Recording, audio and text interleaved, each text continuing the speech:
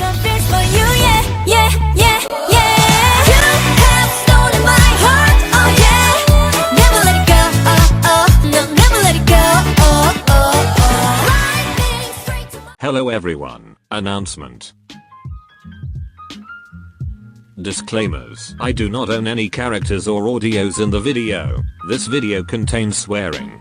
The characters are not portrayed in their canon personalities. Enjoy the video. A few quick notes. This is post time skip and the two are married. However, neither of them changed their surnames.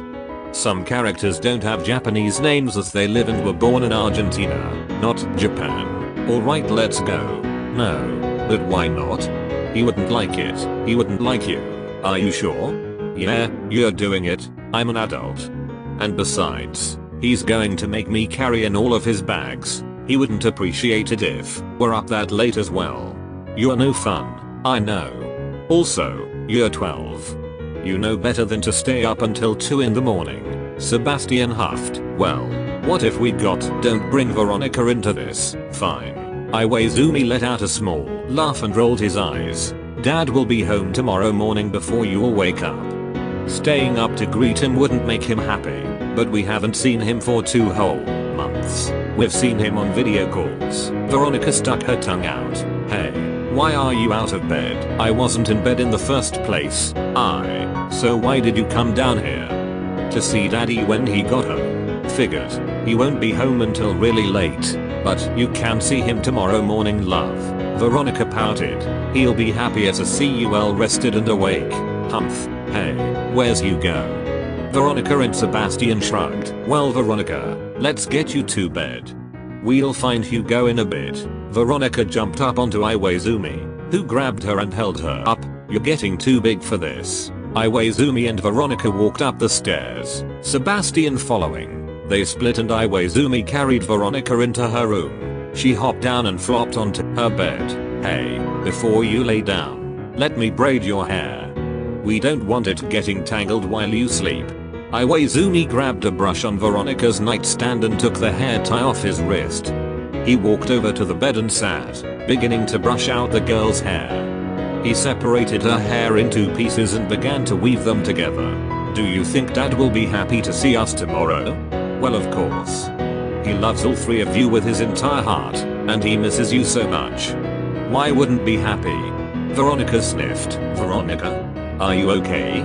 Iwaizumi took the tie from his mouth and finished the braid. Veronica turned to face Iwaizumi with tears in her eyes. Hey, what's wrong?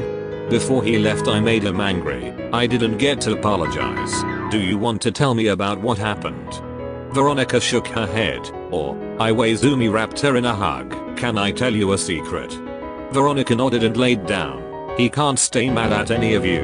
He can't. Nope. He's not angry. I promise. You can apologize to him for whatever it was tomorrow morning. Alright? Mumham. Okay. Iwaizumi kissed Veronica's forehead and stood up, walking to the door. I love you. Good night. Good night. Iwaizumi flipped off the lights and quietly shut the door as he exited the room. He walked down the hall and into a room with an open door. Hello there. You were missing earlier. Hello. You reading? Hugo Hunt. Iwaizumi smiled and sat beside him on the bed. You remind me of your dad. Hugo looked up. How so? Well, I'm sure you've heard stories about him. I have, but I don't flirt around like he did. Iwaizumi let out an amused breath. You definitely don't. But when he wasn't flirting with people or playing volleyball, he was reading. That's surprising. He was smart. You really just dissed him like that. I'm so telling him about that. No. Yes, I never said anything. You said your dad, who was top of his class, was dumb. He was top of his class? Yes, I'm shocked. He did better than me. Well, please don't tell him I've said anything. Okay, I won't. Anyway, are you excited to see him tomorrow? Of course. I miss him. That's good. He really misses you. He does. I thought he was way too occupied in Japan. Well, of course he's enjoyed his time there, but he really does miss you. He was complaining about not getting an earlier flight back to Argentina to see you sooner yesterday. He even considered taking you guys next time since you've never been there. He thought it might be interesting to take you to our hometown. Hugo made an uncertain face. Don't tell me you're doubting his love. This I'll tell him. You'll be killed with hugs and kisses. That sounds scary. It will be. Sebastian burst through the door. Kid, how many times do I have to tell you to be quiet? Sorry. IwaOi playfully rolled his eyes and signaled for him to lay down in the bed on the other side of the room. I heard crying in the other room. Is Veronica okay? She got into a fight with dad. It was nothing major, but you know, she's 5. Her feelings are valid. Mumham. Well, good night. You kicking me out? Yeah, wow. IwaOi kissed the tops of their heads and went to walk out the door. We're too old for that. Too old for your father's affection? Never. IwaOi slowly backed out of the room and shut the door.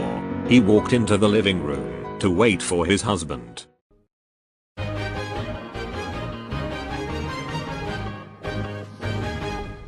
After several hours of waiting, he noticed a car pull up in the driveway.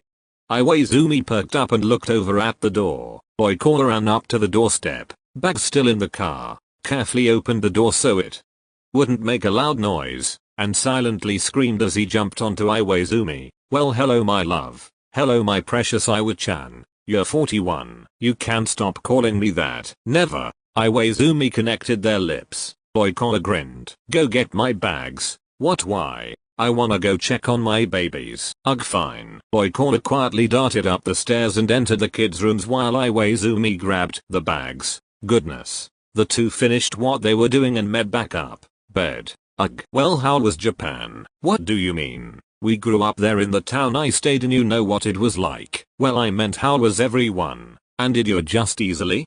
Oh. Well, I was a babysitter for a chunk of that trip. You what? Akashi has a mini Bakuto that he had to take care of.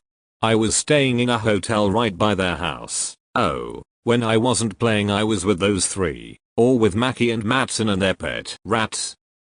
Rats?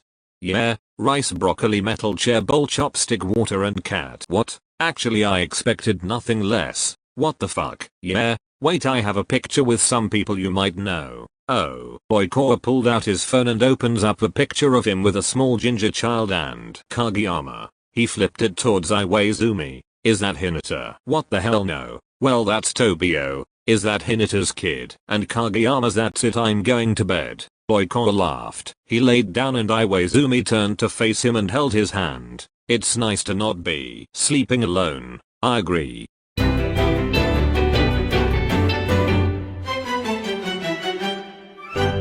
Soon enough, an alarm went off and Oikola quickly got up. He shook IwaOi awake, peppering his face with kisses. Oikola rushed downstairs to make breakfast. IwaOi slowly followed, walking into the kitchen and hugging the taller from behind. Good morning. How are you, not tired? I get to see my kids soon. Of course I'm not tired. You were up so late. You have to be tired. You were on planes 4 hours. I'm tired. Well, that's you. You don't make sense. I make perfect sense, Iwa. You don't. I do. Veronica slowly walked down the stairs and into the kitchen. What are you guys saying? I have no idea what you're saying. I wouldn't think so. It's Japanese, kiddo. Mumham. Oh, wait, you're home. Veronica ran over to Oikola and jumped on him. Hi. I missed you. I missed you too. How are you doing, darling? Good. I'm sorry. Veronica leaned up to whisper into Oikola's ear. Oh, it's alright. I forgave you so long ago. I thought you figured that. Aha. Veronica hugged Oikola and laid her head on his shoulder. Oikola turned to IwaOi. I see you braided her hair. Veronica had long, black, and curly hair that Oikola loved to play with. The girl didn't look much like either of the men, but none of them minded. She was still their daughter. Well, you always mess with it, so I figured I would learn something as well. You did a pretty good job. Thanks. IwaOi turned and kissed Oikola. You don't do anything, sir. Oikola allowed Veronica down and Sebastian briskly walked over to Oikola. Hey dad. Hey, love. I hope you didn't stress your papa out too much. Nope.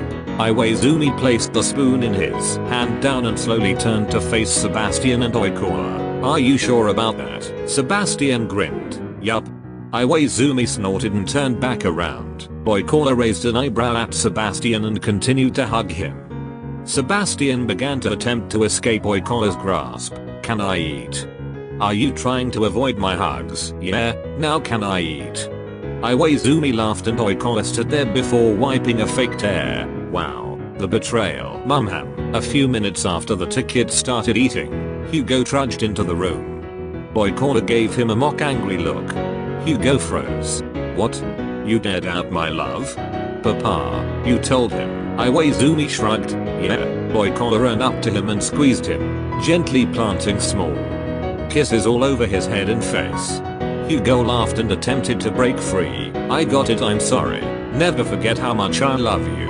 I won't. Oikola let go and Hugo smiled at him. I missed you, Dad. I missed you too. Now sit down and eat. You guys can tell me what you've been up to.